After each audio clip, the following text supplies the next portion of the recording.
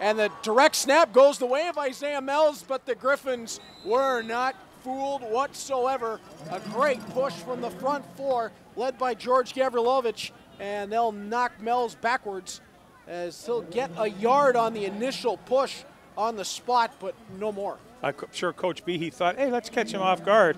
Nothing doing. This team is too well coached, too disciplined. They stayed in their lanes, they stayed in their responsibilities, and they snuffed that play out. Guys, you're talking about Dan Peterman, and not only is he a fantastic freshman, but he came to this team with a lot of experience, a lot of big game experience in the high school, OVFL level. True indeed.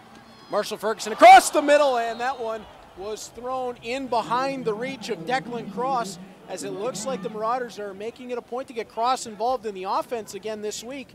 But we're going to have to see Krapina come on and attempt the field goal from the looks of it, as that one just went awry. Drive stalls, but on comes maybe number 1.5, 1A, 1B kicker in the country. Well, I think with that record, you've got to give him the number 1 spot. But keep a close eye on Daniel Ferraro on the opposite sidelines. A heck of a kicker in his own right. Yeah, Ferraro led the CIS with 26 field goals, and Krapina is just behind him with 24. They're 1 and 2 in the country. Cameron, the holder, gets it down. Krapina puts it up, and no surprise there. From 32 away, Tyler Krapina is good once again, and Guelph's lead is cut to 9-5. Great work by Mac to come away with some points. The drive stalled, but they're still able to convert, come away with a field goal. So we'll see the Griffins take the ball at their own 35 with 6:11 left here in our first half.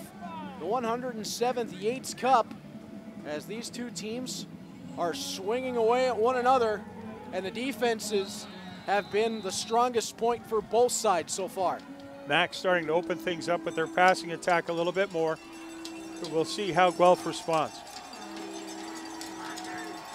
It's still Roberts in the game for the Griffins. He'll step back, and it's picked off. It's Mike Kashik. He'll stiff arm Roberts to the end zone. Touchdown, McMaster. As Mike Kashik with the biggest play of the ball game. Well, we talked about how important turnovers were going to be, and there's a huge one for the Marauders. But that play starts at the offensive line. You've got that end rushing upfield. You got to get him down. You got to get his hands down so that Roberts can get the ball over top of him. They don't get him down on the ground. He jumps, knocks that ball, and picks it off himself, then straight arms Roberts to the turf and walks into the end zone. There you see it. Kashik coming down with the football, pushes Roberts into the turf, and just like that, the Marauders have a 2-point lead. Krapina's extra point. Cameron gets it down. Krapina puts it up and good. And like that, it's 12-9 McMaster. Just like that. And look at Kashik, just poor James Roberts, a freshman. There's a welcome to the OUA.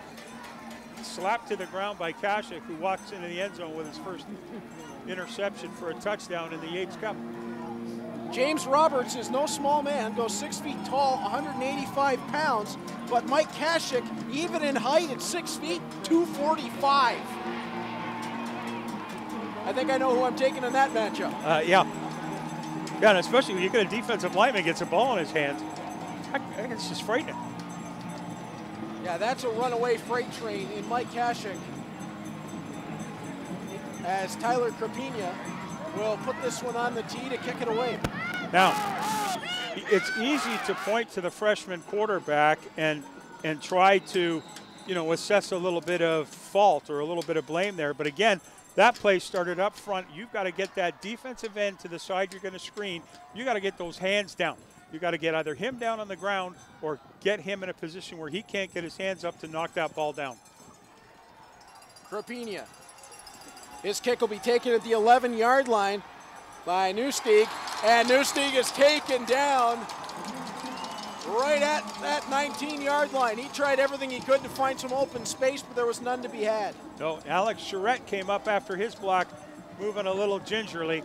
Charette is a very key component to this Griffins offense, so we got to make sure that he can stay in this ball game.